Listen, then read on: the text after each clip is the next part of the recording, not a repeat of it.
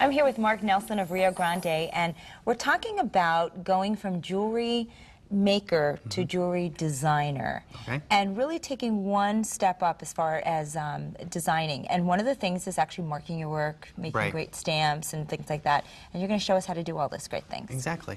When you do your piece of work, you want to sign it and also put a quality mark on there to let the customer know what metal it's made out of. And typically they'll have these little tags here, and you want to stamp them with sterling, fine silver, gold, whatever it may be. You can even use gold felt stamps. Right. Stamping is a fundamental skill for jewelers and metalsmiths.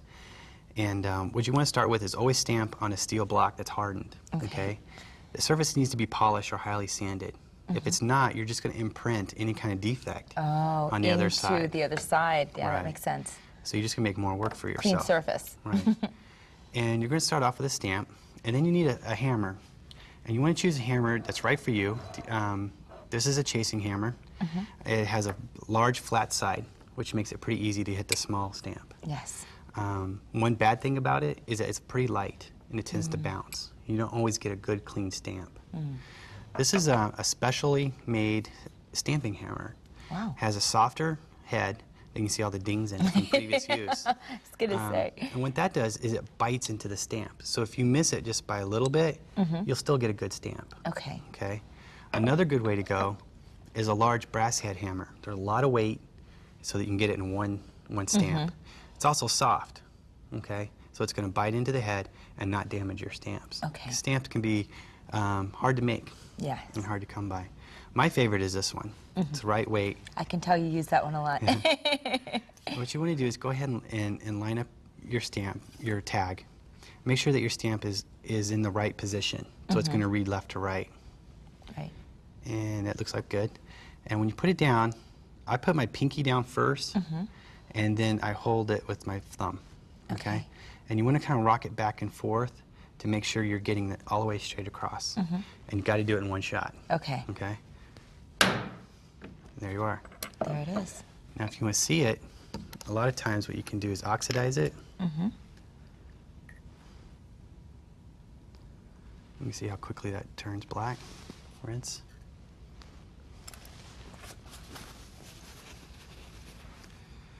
And if you polish it or give it a matte finish, you can see it pop out a lot better. And you know, speaking of stamping, I know every time you see, fine jewelry or, like Italian gold or something, it always has that mark on it. You have to have the stamp in order to really sell it legally. So there it says sterling. There it is. But stamping is not just about hallmarking. You can also sign your work. You can have a specialty stamp made with your signature or your special symbol. So every piece you make is signed. Absolutely. So, and you can also really, that's sort of establishing your name. Exactly. And, people buy your piece and want to see your name on it so they can show their friends. And but stamping's not just about hallmarking or quality control. It's there's always got to be some fun stuff in there too. Right.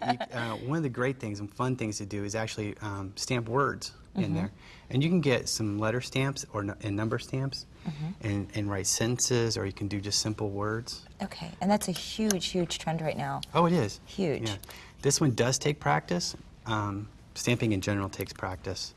And so you want to buy some copper or something inexpensive to do stamp and practice on. And you want to draw yourself a guideline. Okay. Okay. And same deal, you want to make sure that your letters are oriented right. You hold it really stable, and one hit. One good solid hit. That's an H. And this is an O. And we are hoping that it comes out okay. See, that one's a little light. See, I didn't get a complete stamp on that. It's a good example. And spacing, well, there's a deflected one, but still came out. Oh, it still came out. That's there it is. Because hammer. of that, that's a good example of why that would be a good tool to use with it.